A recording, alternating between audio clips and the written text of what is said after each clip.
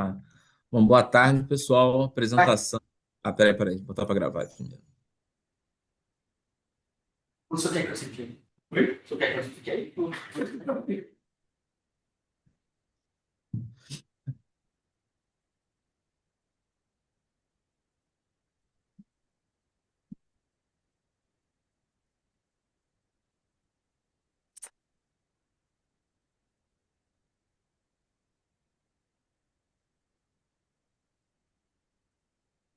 Oi, Edson, você está falando para gente? Não, tô esperando aí. Posso começar? Pode começar. Vamos lá. Bom, pessoal, nossa apresentação aqui então é sobre agentes, né? Agentes aqui, no caso, com LLM, né? O pessoal tem chamado hoje em dia de IA agêntica, né? Que são justamente esses agentes de inteligência artificial que rodam aí em cima dos LLMs, né?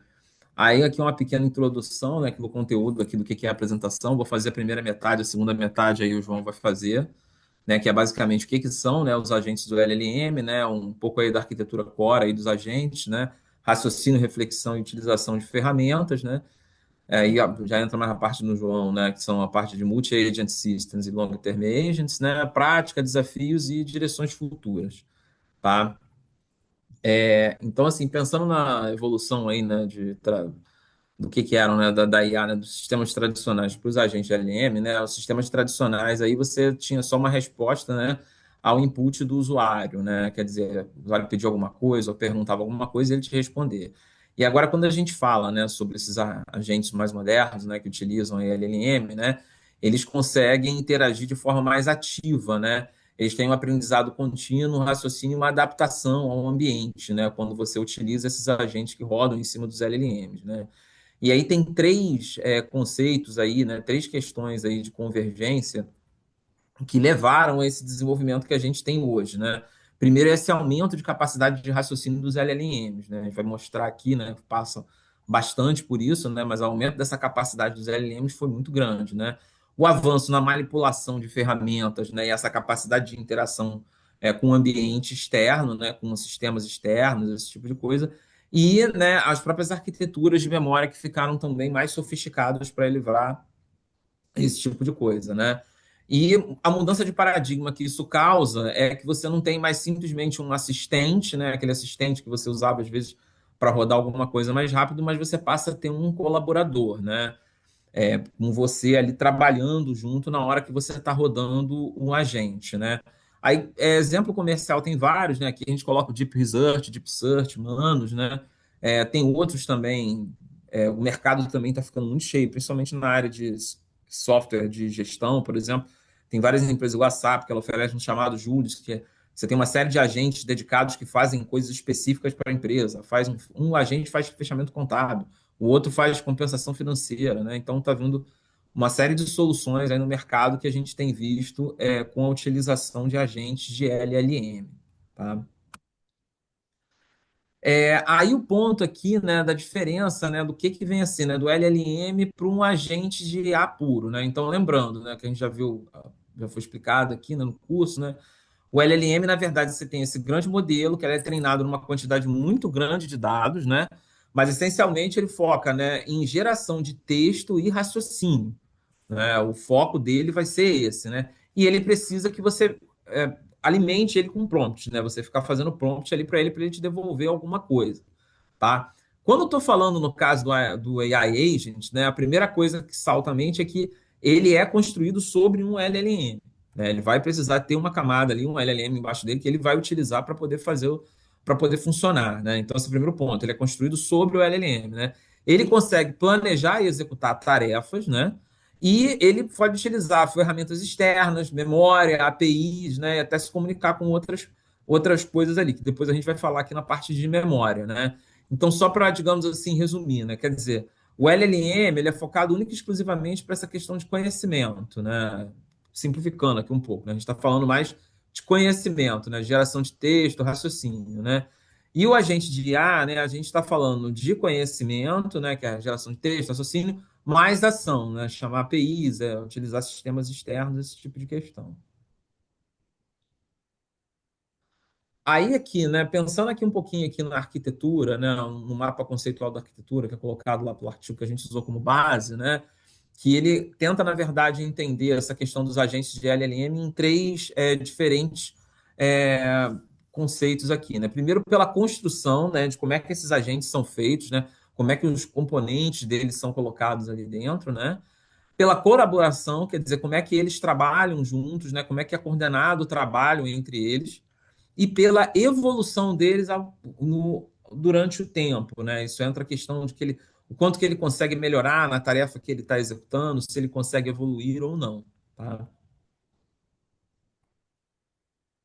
Aí aqui falando a primeira questão, né, de perfil e memória, né? Quanto à questão de perfil, né, essa questão de especificação do perfil do agente, né? O perfil é que meio que vai dar para o agente como é que ele se comporta, o que que ele pode fazer em determinada situação, qual vai ser o uso dele. Esse tipo de perfil, ele pode ser estático ou dinâmico, né? O que que é esse perfil estático? É quando você atribui um determinado perfil para o agente, você diz ali exatamente o que que são as atribuições desse agente, o que que ele pode, o que que ele não pode fazer, como se você desse um propósito para ele mais específico. É o exemplo que eu dei aqui, eu vou criar um agente que faz compensação financeira.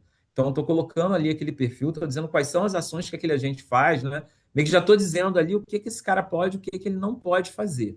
E o que que eu vou programar, o que que vai estar ali dentro dele para como escopo de atuação dele. Quanto à questão aí do perfil dinâmico, né? Na verdade, a ideia é que você começa com um perfil básico que você atribui para esse agente, e à medida que ele vai sendo utilizado, esse perfil vai sendo modificado, né? O exemplo que a gente tem lá nos artigos que eles colocam, eles falam muito de sistemas que fazem simulação de multi-agente, né? Ou de situações de populacionais, né? Que é meio que ali como se fosse uma sociedade que ele vai mudando as características dele à medida que vai passando com o tempo, né? E aí, no caso, né, a questão dele ser a gente sempre ser task-oriented, né, quer dizer, ele orientado ali às tarefas, é que o perfil é que vai restringir quais são as tarefas que aquele agente pode executar e como que ele vai executar aquelas tarefas, tá? Por isso que essa visão é importante no caso de um comportamento orientado às tarefas que ele pode executar.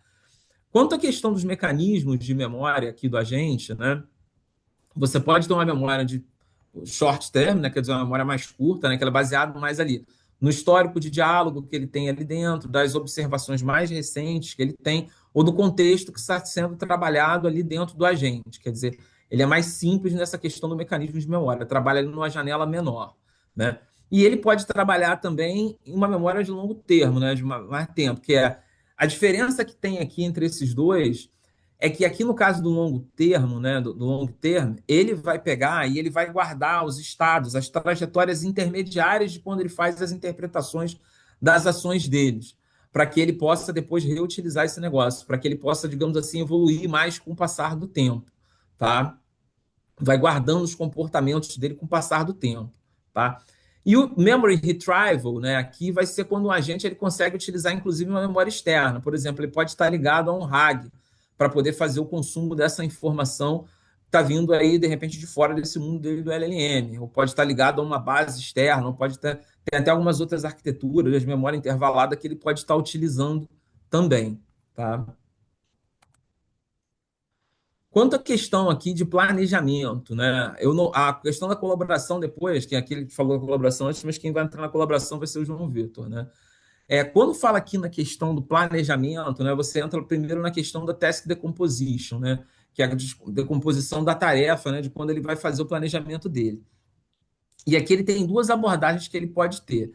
Ele pode fazer uma decomposição de tarefa, que ele pega, né? Ele encadeia as tarefas meio que uma após a outra e vai executando aquelas tarefas.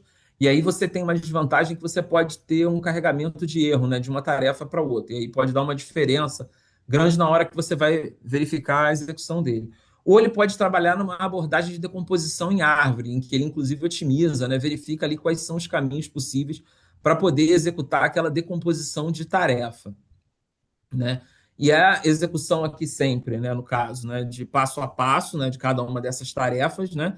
E ele pode ter também lá o feedback driven adjustment, né, que vai ser sempre à medida que você vai executando a tarefa, depois no React ele mostra alguns exemplos, usa uma arquitetura um pouco melhor em relação a isso, né, que você vai ajustando ali, na verdade, a execução daquele agente à medida você vai dando os feedbacks para ele à medida que ele vai executando as tarefas para poder chegar no alvo que você quer, né? E quanto aqui da questão da ação, né, do to use, você vai ter a decisão de uso, a seleção, no caso da ferramenta que você quer usar, e a decisão de qual ferramenta que você vai tomar, né, de qual ferramenta que você vai executar, que é justamente a ação que ele vai tomar, né, para poder interagir com o ambiente e executar. Você vai chamar uma API, esse tipo de coisa, né? Ele vai trabalhar isso dentro dele ali para ter essa questão de decisão de ferramenta. Aí entrando aqui um pouco aqui no React, né? Que é um dos artigos aí que a gente analisou aí, que foi passado, que está na bibliografia do curso, né? Que justamente ele propõe, né, uma integração aí direta, né, entre o raciocínio, no caso, né? É, aqui tá em cima, peraí, o texto. Tá, beleza. Que ele permite, no caso, uma integração direta, né, entre o raciocínio e a ação, ao invés de tratar simplesmente o chain of thought, né, a execução da tarefa, como processos separados, né? Então, a ideia é que, na verdade, ele raciocina sobre a próxima ação que ele quer fazer, ele decide qual é a ação que ele vai tomar, né, num segundo passo aqui, né, do círculozinho aqui do lado, e depois ele recebe uma observação que vai fazer uma avaliação dessa ação que foi tomada. E ele vai usar essa observação para continuar o raciocínio, né? E nesse loop ele vai andando nesse círculo para que ele consiga chegar no objetivo que foi traçado para ele, né? E ele recebendo esse feedback, né? E aí, no caso, né, ele cria um loop aqui, né? Que esse raciocínio ajuda o agente, né, a decidir o que, que ele tem que fazer depois, né? A ação também, né, baseia aí o raciocínio dele, né, com uma evidência externa, e, né, a observação vai ajudar ele a corrigir o raciocínio futuro para aplicação para chegar, digamos assim, na meta desse agente, para chegar no objetivo que esse agente tem. Tá?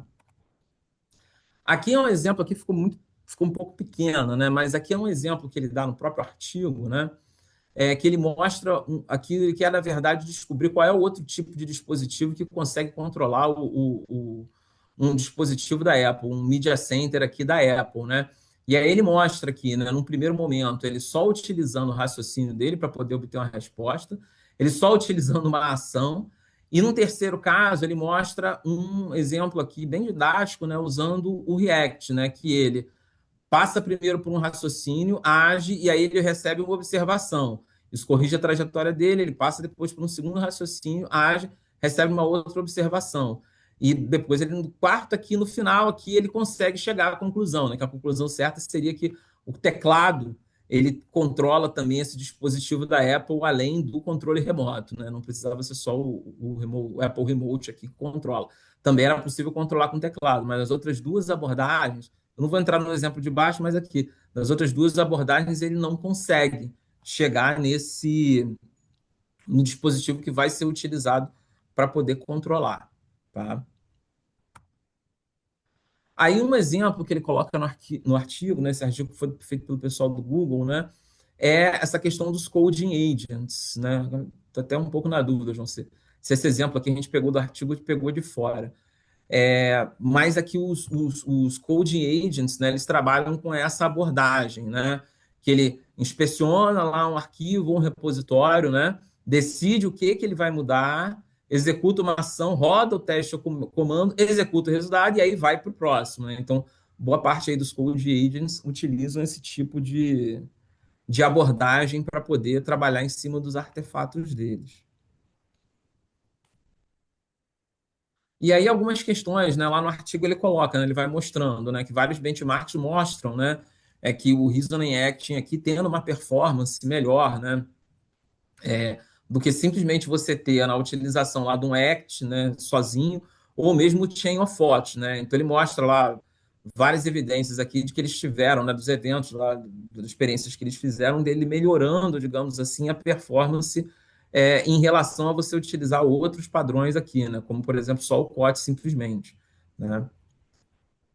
Aqui é mais para a gente ter uma referência aqui, né. Aqui o Off-World, benchmark, né, Off-World, Web Shop. E aqui uma observação interessante, né? Sem os pensamentos, o ACT fez para fazer a decomposição dos objetivos, né? E perde aqui, né? Isso aqui foi uma questão interessante que eles acharam lá no artigo, né? Sem esses, digamos assim, esses raciocínios a mais. Agora, a questão aqui do self-refine, né? Eu mesmo, quando fui ler, né, os artigos para tentar entender aqui como que o self-refinement funcionava, né? E tentando procurar como que ele se encaixava. Na verdade, o self-refine ele é muito utilizado em conjunto com o React, né? Ele não é utilizado sozinho. Geralmente, o pessoal que implementa, né, os agentes, eles vão utilizar o self-refine, a estratégia do self-refine, junto com o React, tá? E a principal motivação dele aqui, né, é que os LLMs eles nem sempre vão gerar os melhores outputs aí, né, numa primeira tentativa, né? Então aqui, né, o overview aqui do algoritmo do self-refine, né, que ele inicia, né, você tem uma entrada inicial, você dá um feedback, e aí você refina aquele feedback em loops iterativos, né? Quer dizer, você dá uma entrada, ele pensa sobre aquilo e vai refinando, né? E aí, a principal característica que ele vai ter aqui no caso é não precisar de treinamento supervisional, né? Isso aqui no caso, né? Não precisa de treinamento adicional e nem de reinforcement learning, né? Ele só utiliza o próprio LLM, né, como gerador, refinador de feedback, né? Em que ele vai, gera um inicial, gera um feedback e refina aquilo, manda melhorar aquilo, né? O único ponto aqui que tem no artigo também que ele coloca, que acho que vale a pena mencionar, é que lá no final, nas conclusões finais dos artigos, eles colocam que LLMs muito pequenos não se dão muito bem com esse método. Ele precisa de LLMs mais potentes, né? Precisa de modelos um pouco mais robustos para que esse método aqui funcione bem. Fala que a performance não fica muito legal, né? E aqui no caso, né, as feedback properties, né, que são, podem vir no caso, né, ações concretas a serem tomadas, né, ou específicas, né, que identifica qual é as frases corretas a modificar, né. Que eu achei, assim, né, que eu tentei bastante entender como que ele funcionava, né, se ele competia no início com o React ou não.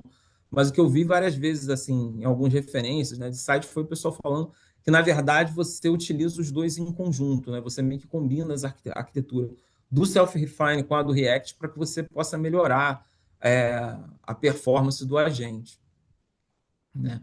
Aí aqui falando um pouquinho, né, voltando aqui na questão da arquitetura do self-refine. Então, primeiro ele gera um initial output, né, que gera aqui dentro dele, gera o feedback daquele output pelo NM, refina esse output usando o feedback e vai repetindo isso continuamente até que você chegue no critério, né, de aceitação, até que chegue no critério de parada aqui, né?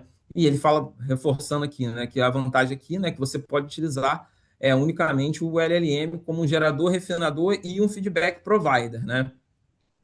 E o feedback, no caso, ele é acionável e ele é específico, né?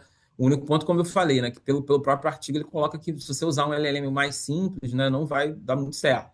Né? Ele fala que eles não encontraram um resultado bom com LLMs mais simples, ele fala de LLMs mais complexos, tá? E aqui no caso, né, o self-refine, né, com a evaluation across tasks, né, ele mostra um pouco aqui da comparação do self-refine com outras técnicas, né, que ele faz a avaliação dele lá dentro do artigo, né, de Dialogue Response Generation, Code Optimization, Code Reliability, né, Math Reasoning, né, e ele fala um pouco da melhoria aqui, né, que ele causa mesmo usando, por exemplo, o GPT-4, né, Sentiment Reversal, nessas tarefas, né? Sentiment Reversal, Diálogo Response, Code Optimization, né? Code Readability, né? Usando o Self-Refine, você tem uma melhoria, digamos assim, considerável usando o próprio GPT-4, né? E mostra aqui também um pouco da questão de análise qualitativa, né? Que ele teve 61% de sucesso em casos com um feedback mais apurado, né? E 33% de falhas em feedback incorreto, né? Com esse pessoal aqui. Aqui no caso, né? Ele, em relação aqui às alternativas dele, né? Aí aqui, né? Supervision Free Refine, acho que aqui já era com você. João, acho que eu entrei no teu slide, né? Esse último é teu, começa no vermelho. Não, beleza. Né? Ele faz a comparação dele aqui com outras abordagens dentro do artigo, né? Mas a grande vantagem que ele vai ter aqui dentro é que ele utiliza o mesmo modelo para a geração, para o feedback e para o refinamento em diversos domínios, né? Quer dizer, você não precisou utilizar coisas externas aqui para melhorar o seu resultado utilizando aqui o self-refine, né? E aqui, né, a limitação, né, que ele precisa aqui, né, de few shot, né, ou instruction follow brief. Quer dizer, você tem que fazer aqui um prompt com uma qualidade boa, né? Pelo menos aqui utilizando a parte de few shot, né, instruction follow, o prompt aqui vai ter que ter uma boa qualidade. Como eu já falei, eu achei muito relevante você dizer que ele não se dá bem com modelos que não são muito complexos, né? Você precisa usar um modelo mais potente para conseguir ter um resultado legal aqui com o self-refine, tá? Vou passar aqui para os seus, então, tá, João? Bom, continuando ainda nessa questão de como os agentes são feitos, como eles pensam, porque a gente também trouxe um outro artigo, que é um artigo que vai tratar o reflection. O reflection é um método de construção de agentes que ele é parecido com o self-refine, mas ele é um pouco mais global. Às vezes o self-refine, às vezes a gente tem ele sendo utilizado ali numa questão mais local, né? Então, em vez da gente só tentar melhorar o output do modelo, o reflection ele vai tentar fazer com que o agente como um todo aprenda das suas tentativas e erros, né? Então ele vai fazer diversas tentativas e aí ele vai, o que vai acontecer? O agente ele vai fazer uma ação e aí vai receber um feedback. Ele vai pegar esse feedback e ele vai converter em um feedback textual, de forma linguística. E a gente vai pegar essa texto gerado, essa forma linguística que foi gerada, e a gente vai guardar ela para que o agente consiga utilizar ela no futuro, para não cometer esses erros novamente. Então, a gente acaba aqui, em vez de a gente só estar melhorando o prompt, a resposta do agente para determinado prompt, acaba que a gente vai estar melhorando o agente como um todo para ele ser utilizado também em outros contextos, em outros projetos, né? Então, o agente ele vai ser atualizado, acumulando justamente esse feedback linguístico, que as funções, esse feedback linguístico. Pode passar. E, bom, do mesmo jeito do self-refine, né, a gente evita justamente um problema que tornaria esses nossos agentes um pouco mais pesados, que é a questão que a gente não vai atualizar os pesos desse agente. A gente vai fazer com que esse agente melhore, só que diferente do reinforcement learning, a gente vai estar agregando ali conhecimento para ele de forma que a gente não seja preciso a gente atualizar os pesos para que esse agente consiga desempenhar melhor. Com esse feedback que a gente está dando, seja no loop de pensamento, seja após um processo de tentativa e erro, esse agente ele vai melhorar e de forma leve, né? sem reinforcement learning. E aqui a gente trouxe aqui uma reflexão sobre o self-refine e o reflection, né? Porque como eles são parecidos, às vezes acaba ficando um pouco confuso, e onde ali o self-refine vai ter um foco ali uma melhoria em um loop local, e, como eu falei, o reflection em um comportamento mais geral, né? E falando aqui da aplicação prática, o self-refine agents, por exemplo, a gente vai usar ele para, por exemplo, refatorar um código ali, reescrever uma documentação, e com o reflect a gente vai conseguir entender melhor, por exemplo, quando um teste falha e o que a gente precisa mudar para que esse teste, ou essa execução, ou uma ação que o agente fez, o que precisa mudar para que da próxima vez isso dê certo. Pode passar. E também ainda na questão de como os agentes seguem construídos, a gente trouxe um outro artigo, que é um artigo chamado Toolformer, que vai ser justamente como esses agentes conseguem utilizar diversas ferramentas, né? Como eles conseguem utilizar APIs, como eles conseguem usar conhecimentos ali de fora do agente, né? Interagir com um ambiente externo. E aqui o artigo ele vai propor um modelo que ele consegue entender quando ele vai chamar uma API, por exemplo. Quando eu falo API, pode ser uma API, pode ser uma ferramenta, pode ser ali no terminal de comando, tanto faz.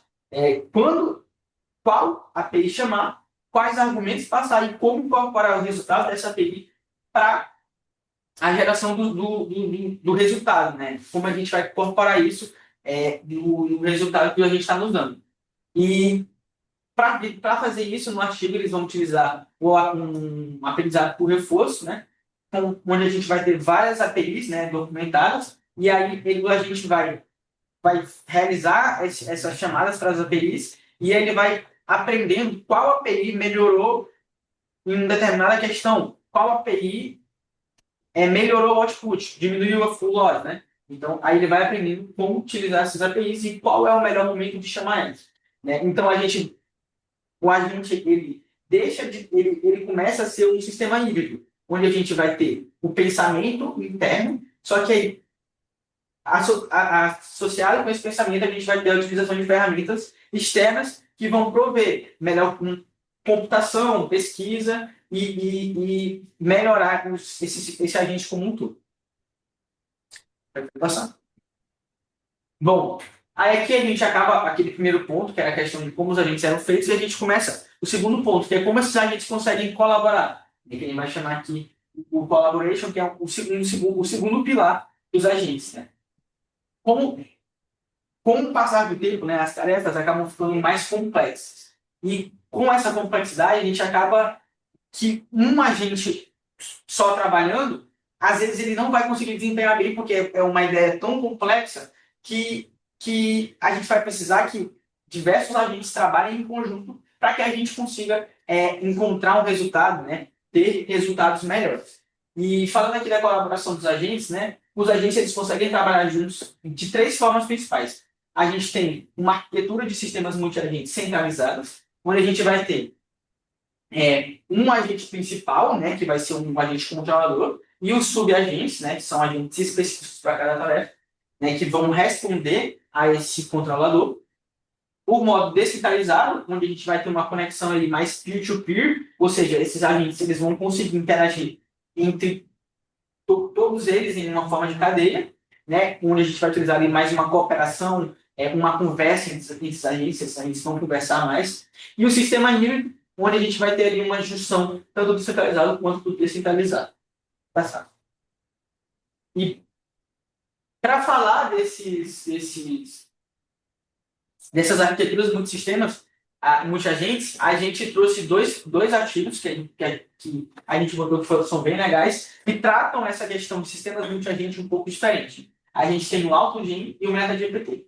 E eles vão tratar justamente essa coordenação de multiagentes. O AutoGen, ele propõe um sistema de multiagentes mais descentralizado, onde os agentes do sistema eles vão conseguir, eles vão realizar suas tarefas através de uma troca de mensagens de um agente para outro agente, né? Então a gente vai ter uma espécie ali de conversation programming, que é onde os agentes eles vão expressar e entender o workflow de tarefas de uma forma de diálogo. Então eles vão conversar e vão entender o que cada agente tem que fazer, como eles têm que se comportar.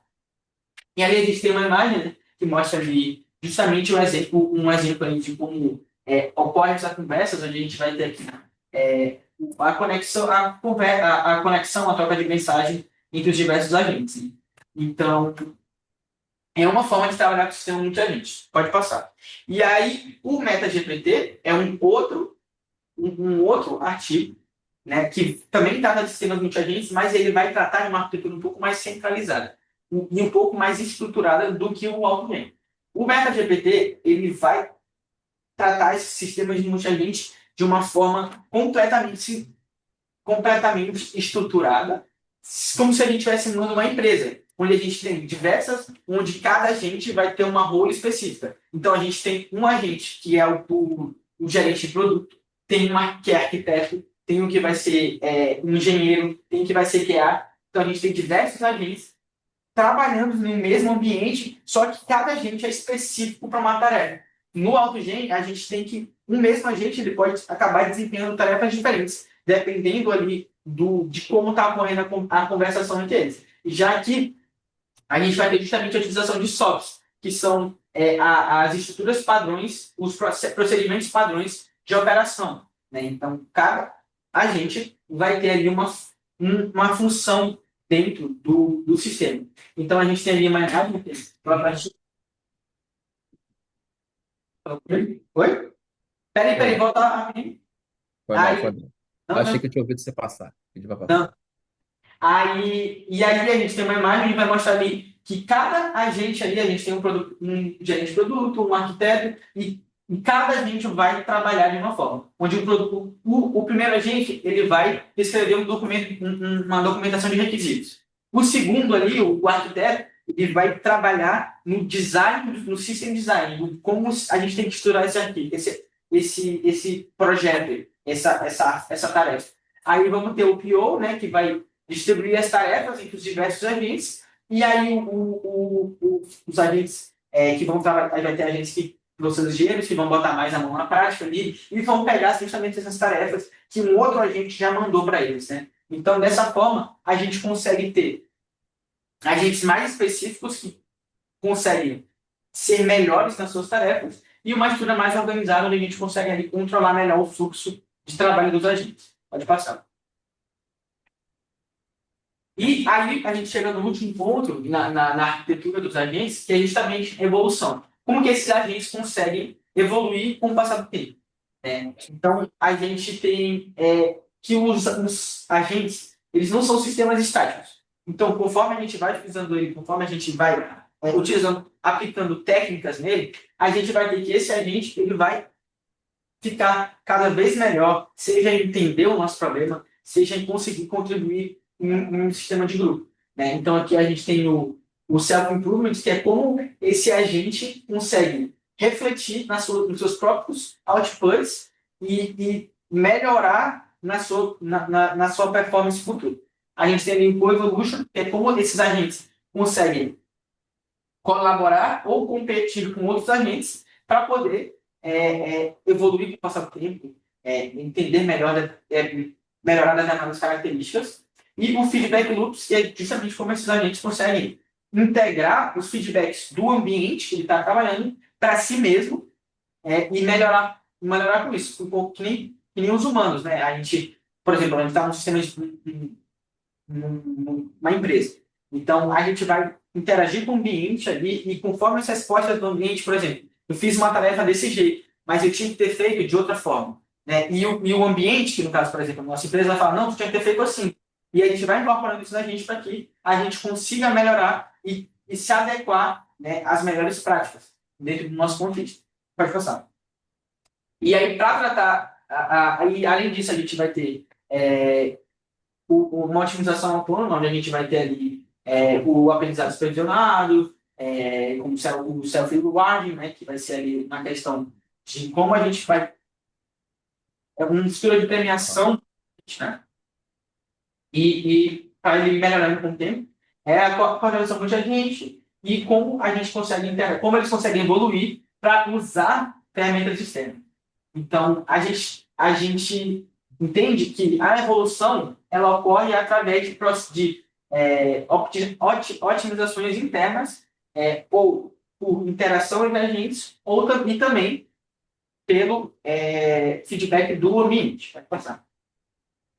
E aí, para a gente falar aqui como esses agentes evoluem, a gente achou um artigo muito legal, que foi o Voyager. O Voyager é um exemplo de agente que aprende ao longo do tempo e evolui. E ele é muito interessante porque ele foi aplicado dentro do Minecraft. Então, basicamente, a gente vai ter... o artigo ele vai propor um agente que ele vai adquirir conhecimento, adquirir skills com o tempo e vai melhorando com isso. Né? Então, o Voyager, que é o nome do agente que ele chama, em vez dele focar em uma série de tarefas, ele vai interagir com o ambiente, aprender com feedback e acumular skills. Né? Então, justamente, conforme ele melhora, por exemplo, se ele testa uma coisa que uma coisa deu certo, ele vai criar uma skill para isso e vai armazenar isso para que esse conhecimento não seja disperso. E ele pode juntar skills diferentes para poder melhorar, criar novas skills e melhorar ainda mais como ele funciona, né? Então, aqui a gente tem ali ele é composto por 3 características principais, que é o currículo automático, o mecanismo de prompt interativo e uma biblioteca de skills, que é justamente essa biblioteca de conhecimento. E o que vai acontecer? A gente vai ter um currículo automático que vai ser incrementado, né? Onde a gente tem, por exemplo, ali a gente tem o agente, a primeira tarefa do agente no currículo dele vai ser, ele tem que minerar madeira, ele tem que conseguir madeira.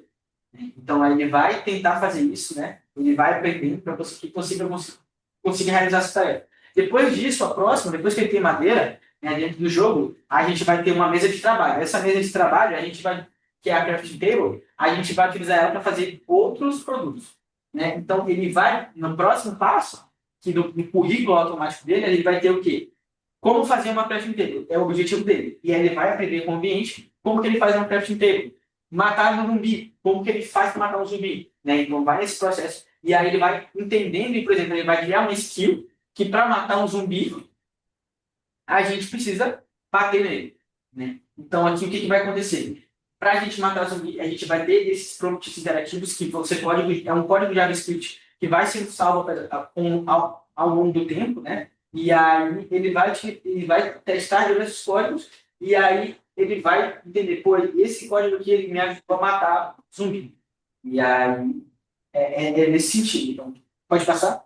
Então, falando um pouco mais específico das estruturas desse Voyager, a gente tem justamente o currículo automático que ele vai possibilitar que o agente tenha consiga aprender sozinho, né, de forma dinâmica, e ele vai ser progressivo, então a gente vai estar o tempo todo aumentando a complexidade dessas tarefas, né? Adaptando, baseado na performance passada. E ele vai focar aqui o currículo automático numa exploração mais aberta e num contexto de aprendizado a longo termo, né, a longo prazo. Né? A gente vai ter a Skill Library, que é justamente como o agente ele vai conseguir guardar o conhecimento dele. Né? Ele vai salvar comportamentos como um código reutilizado, onde esse código ele vai utilizar para poder, é um código que ele utiliza para poder chegar a uma solução de determinado problema. E ele vai compor tarefas complexas. E aí, essa biblioteca de skills ela vai permitir que o agente seja cada vez mais capaz de realizar ações. Né? Então, ele aprende uma skill e vai aprendendo novas skills com o passar do tempo. Quando a gente fala aqui do terceiro, que é o Interactive Improvement, vai ser justamente o constante refinamento do agente com o feedback do ambiente. Né? A gente vai ter aquele loop ali de ação, execução, observação e aprendizagem. Pode passar. Bom, agora que a gente já falou sobre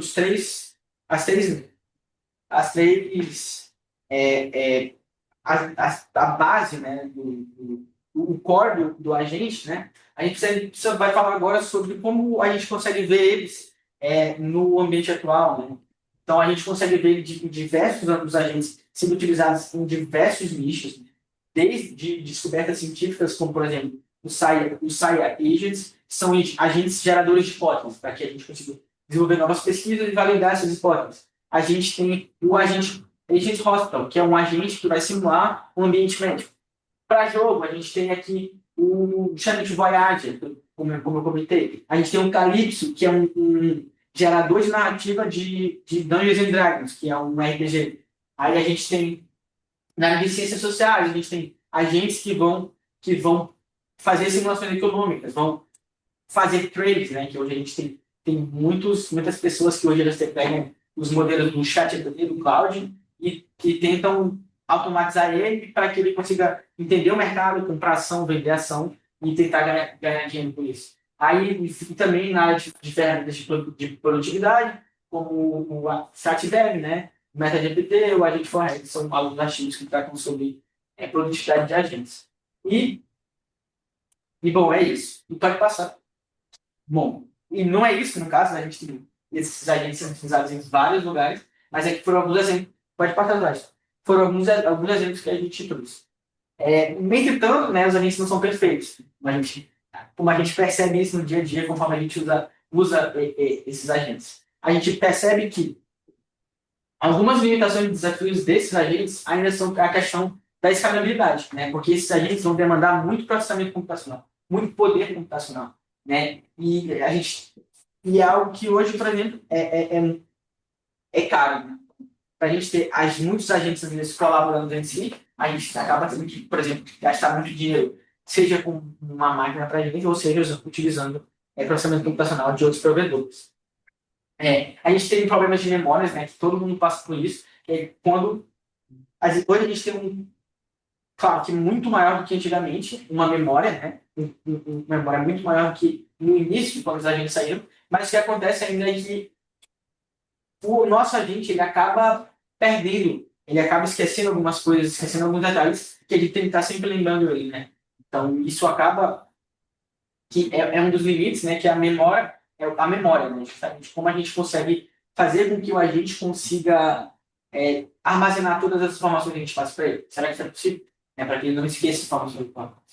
A questão de confiança, né? Porque muitas vezes esses agentes eles alucinam, eles inventam fatos, eles inventam notícias e aí a questão de confiança nas informações que esses agentes nos dão é algo muito importante, porque não dá para a gente confiar em tudo que ele é. A questão de avaliação desses agentes, às vezes pode ser um pouco confuso como que a gente consegue avaliar esses agentes em diversos contextos diferentes. A questão de segurança e ética, onde a gente tem que esses agentes são treinados com grandes bases de dados. E essas bases de dados, muitas vezes, elas devido ao próprio comportamento humano, às vezes elas vão ter algum bias, né? Uma discriminação ali que o agente pode aprender. Então, por exemplo, às vezes a gente tem em contextos de internet, a gente tem muita informação preconceituosa, muita informação errada e discriminatória. E às vezes o agente acaba aprendendo isso e aprendendo isso e reproduzindo isso conforme a gente vai estudar ele. Né? Que ainda é uma questão como limpar esses dados para que isso não aconteça. Será que quão complexo é isso? E também a questão de que é preciso, às vezes, questão de estruturas hierárquicas para a gente trabalhar com isso, a gente, né? Melhores formas de memória, validação e métodos dinâmicos de avaliação. Pode passar.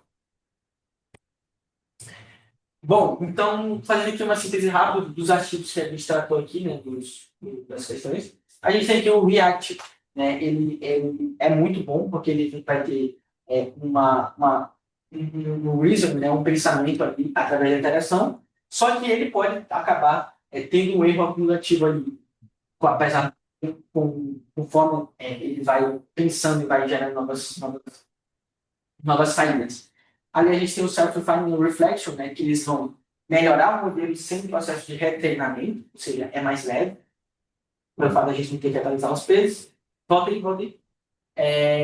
Foi bom. Mas como problemas, né, eles vão depender muito do próprio feedback do modelo. Então, se a gente tem um modelo muito leve, não muito complexo, como o Edson falou, a gente vai ter problemas com o Self-Refining Reflection.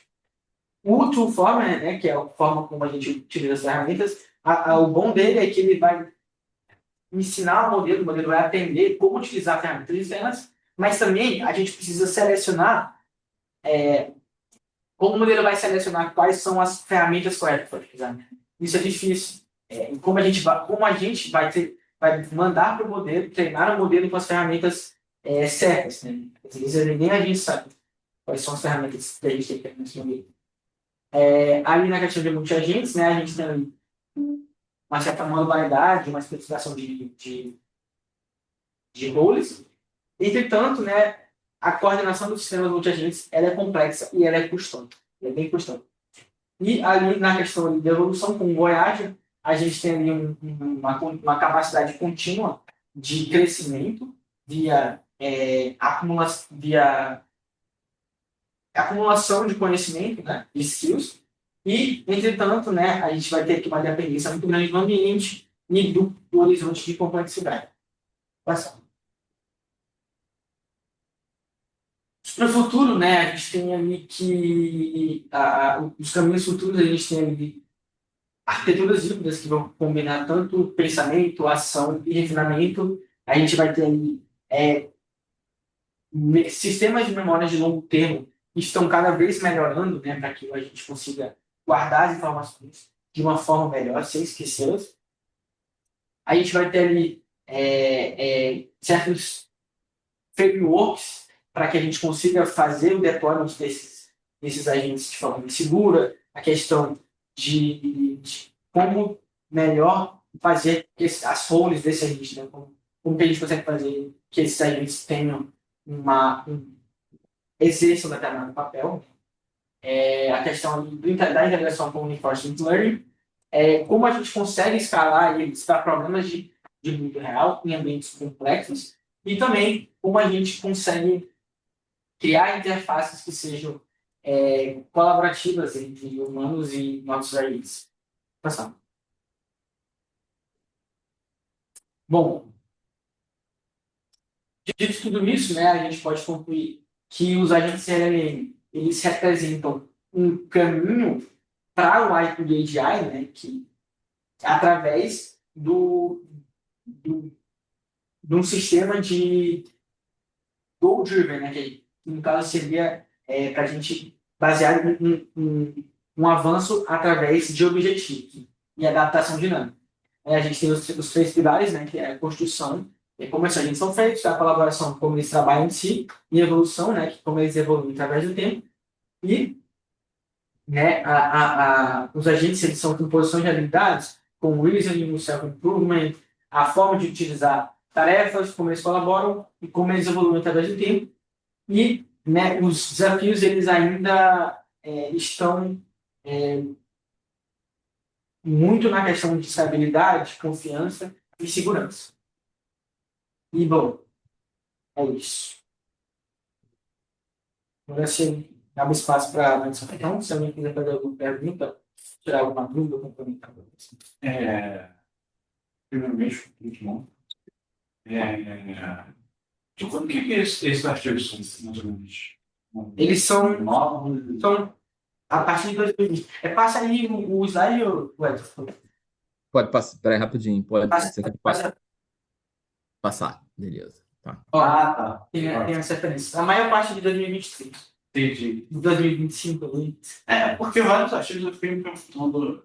Porque, assim, o porquê de ser frustrado, de ter observação, noção, é muito parecido com o que o URL tentou fazer, basicamente.